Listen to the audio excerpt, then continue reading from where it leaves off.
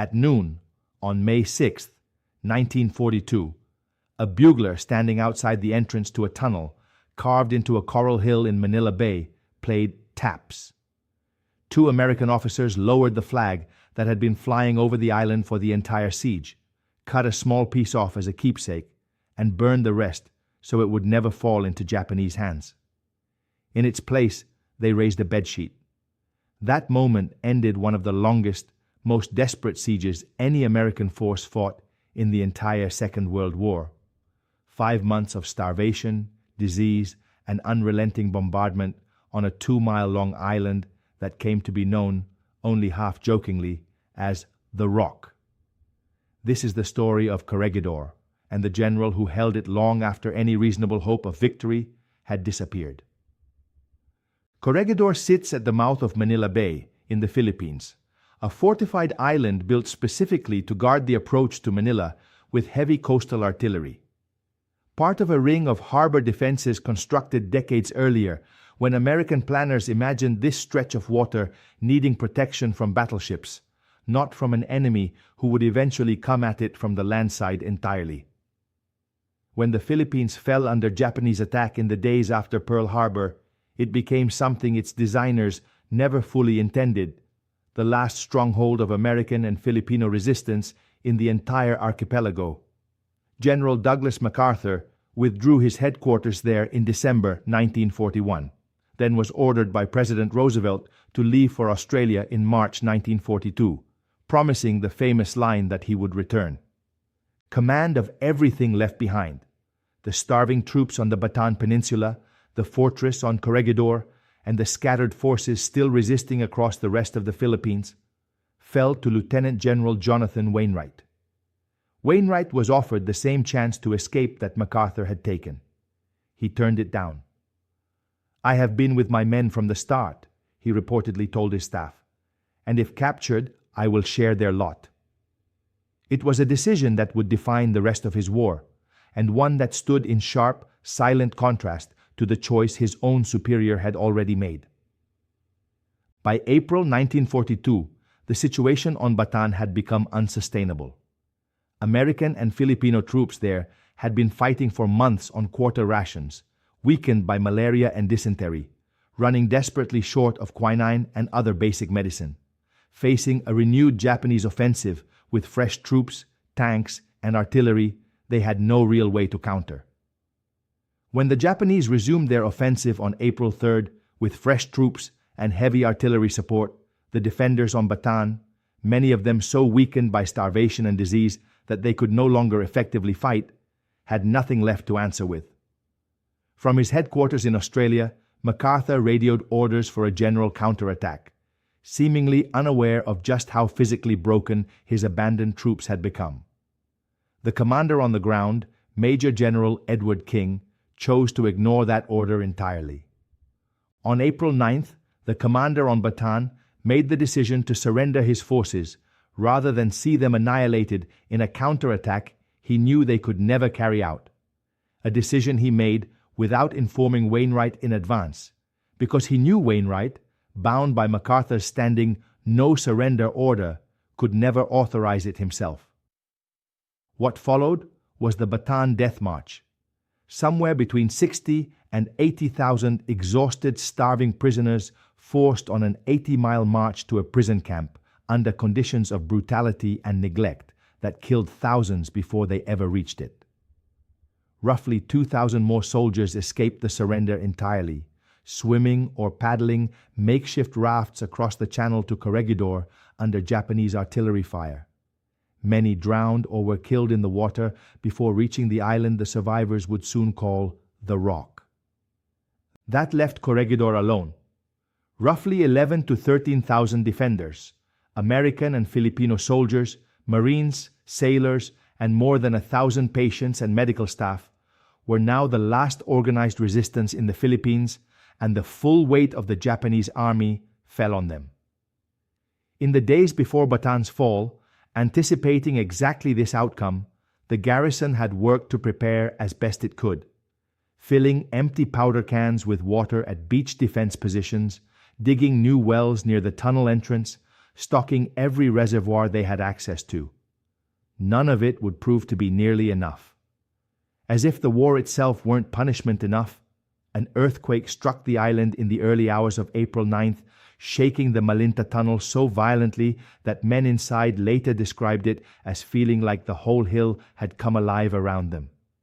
A strange, almost biblical footnote to the day Bataan finally fell. For the next month, Japanese artillery pounded the tiny island at a rate that, at its peak, reached something like 12,000 shells in a single 24-hour period. There was nowhere on the surface of Corregidor that was truly safe. Above-ground buildings on the island's higher terrain, known to the garrison as topside and middleside, were reduced to rubble within weeks. The defenders' refuge, and increasingly their prison, was the Malinta Tunnel, a reinforced complex more than 800 feet long and roughly 24 feet wide, cut straight through the island's central hill, tall enough to house a hospital, a headquarters, and hundreds of the wounded, all breathing the same stale, humid air, day and night, as the ground shook above them with every artillery barrage.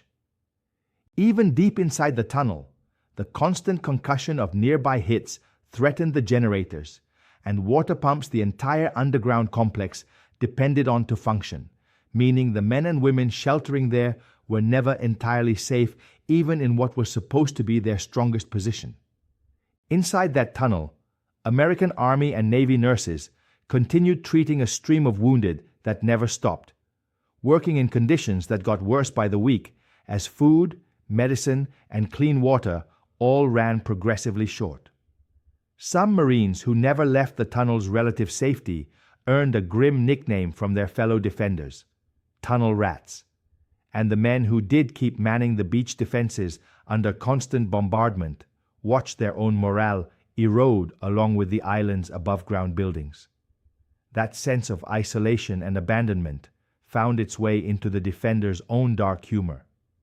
A poem written by an Associated Press correspondent covering the siege, later set to music and sung by troops across the Pacific, captured exactly how forgotten the men on Bataan and Corregidor felt. No reinforcements, no relief, no attention from a home front consumed by the shock of Pearl Harbor. It became something close to an unofficial anthem for men who suspected, correctly, that Washington's attention and resources were going elsewhere. Wainwright, from his own command post, kept trying to hold the island together on nothing more than willpower and increasingly hopeless odds, all while knowing that no relief convoy was coming. There simply wasn't one to send. On the night of May 5th into May 6th, the Japanese made their final push, landing troops and tanks directly on Corregidor's beaches under cover of darkness near a stretch of shoreline called Monkey Point. The exhausted defenders fought back with everything they had left, small arms, whatever coastal guns still functioned, and in places, hand-to-hand fighting once ammunition ran short on both sides. Some of the men in that final defense were among the roughly 2,000 soldiers who had swum or paddled across the channel from Bataan weeks earlier, arriving exhausted and half-starved, only to be handed a rifle and put back into the line almost immediately. There was no other option, and no time to let them recover. But by the following morning, around 9:30 a.m., Japanese armor had broken through and was advancing directly toward the Malinta Tunnel entrance, toward more than 1,000 wounded men and the nurses caring for them, with almost nothing left to stop the advance. Wainwright made the call that no commander wants to make. He later summarized his reasoning in a message that has been quoted ever since. There is a limit of human endurance, and that point has long been passed. At noon on May 6, 1942, he ordered the surrender of Corregidor. The formal act of surrender was carried out with a kind of grim ceremony. 2 American officers lowered the flag that had flown over the island throughout the siege, cut off a small piece as a memento, and burned the rest to keep it from Japanese hands. A white bedsheet went up in its place. Before Japanese troops could seize what remained of the garrison's records and equipment, defenders across the island worked to destroy anything of intelligence value. burning regimental colors, wrecking weapons, and disabling machinery that couldn't be carried away or hidden. Some men, by their own later accounts, found this final act of destruction almost harder to bear than the surrender itself, dismantling with their own hands the same guns and equipment they had defended for a month at the cost of their friends' lives. What happened next revealed just how little control Wainwright actually had over his own fate, even in defeat. The Japanese commander, General Homma, refused to accept a surrender limited to Corregidor alone. He informed Wainwright that unless the surrender extended to every remaining American and Filipino force still fighting anywhere in the Philippines, forces on islands hundreds of miles away, under commanders Wainwright didn't even have reliable communication with, he would treat the men on Corregidor not as prisoners of war, but as subject to execution. Homma had his own pressures driving that ultimatum. By his own later admission, he considered the extended Philippines campaign a personal and professional failure, one that had taken far longer and cost far more than his superiors in Tokyo had expected, and he wanted the entire archipelago's resistance ended in a single stroke, rather than dragged out island by island. Some historians have since suggested Homma's harsh ultimatum was as much about salvaging his own reputation in Tokyo as it was sound military strategy. To protect the nurses, the wounded, and the men standing around him, Wainwright agreed, and broadcast the order for every remaining Filipino and American unit in the islands to lay down their arms, addressing Major General William Sharp directly by radio and instructing him, in Wainwright's own words, that there must be no thought of disregarding these instructions. In Australia, MacArthur was reportedly furious when he learned what Wainwright had done, and briefly attempted to countermand the surrender order to forces outside Corregidor entirely, an order that arrived far too late to change anything, and that revealed an ugly truth about the two men's relationship that would linger for years. MacArthur's fury stemmed partly from strategic concerns, and partly by the account of several historians who studied the relationship from something more personal. Wainwright's surrender to save his men's lives stood in uncomfortable contrast to MacArthur's own escape to Australia months earlier, on direct orders from Roosevelt, at a moment when his own troops still stood between him and Japanese forces. It was a contrast neither man ever spoke about publicly, but one that shaped how history would eventually judge both of their wars. Wainwright, who had stayed and shared his men's fate exactly as he'd promised, spent the rest of the war as a Japanese prisoner, moved between camps in the Philippines, Formosa, and eventually Manchuria. He emerged in 1945, having lost so much weight that men who had served under him barely recognized him, walking with the aid of a cane, his uniform hanging off a frame that had once filled it out.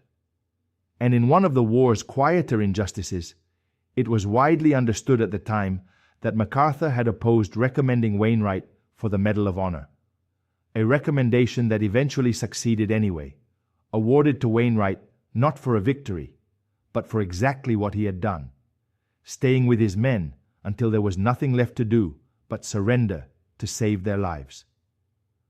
Wainwright was present at MacArthur's own invitation, standing just behind him aboard the USS Missouri when Japan formally surrendered in September 1945. A strange, quiet reconciliation between two men whose wars had ended so differently 3 years earlier. The cost of the Philippines campaign, of which Corregidor's fall was the final chapter, was almost unimaginable. Tens of thousands of American and Filipino prisoners endured years of brutal captivity in Japanese camps, first in the Philippines and later scattered across the Japanese home islands and occupied territory, doing forced labor on starvation rations aboard so-called hell ships that carried them to Japan itself, packed below decks in conditions that killed a significant number of them before they ever reached a camp. Many never came home. The roughly 150 nurses and more than 1,000 wounded men who had sheltered in the Malinta Tunnel through the worst of the bombardment became prisoners themselves in that same surrender, and the nurses would spend nearly 3 years in Japanese internment before their eventual liberation. A story that deserves, and gets, its own telling. Corregidor itself remained in Japanese hands for more than 2 years, until American forces returned to retake the Philippines in 1945, exactly as MacArthur had promised, with paratroopers and amphibious forces landing on the same beaches the garrison had fought to defend 3 years earlier. But the island's real legacy isn't really about who controlled it or for how long. It's about what happened inside the Malinta Tunnel in those final weeks. A commander who chose to stay with troops he knew he couldn't save, and a small, exhausted garrison that held one of the most heavily bombarded pieces of ground in the entire Pacific War for as long as human endurance allowed, and then 5 months longer than that. The tunnel itself still exists today, a preserved landmark on an island now largely reclaimed by jungle, its walls still bearing the marks of a siege most of the men who lived through it never fully talked about again. Visitors who walk through it now can still see where the bunks once stood, where the generators ran day and night, and where a bugler once played taps for the last time before an entire garrison became prisoners of war. If you want to hear the story of the nurses who worked in that tunnel until the very end, and what happened to them as prisoners of war, that's a story for another video, and one where all 77 of them make it home alive. Let us know in the comments which forgotten battle we should cover next.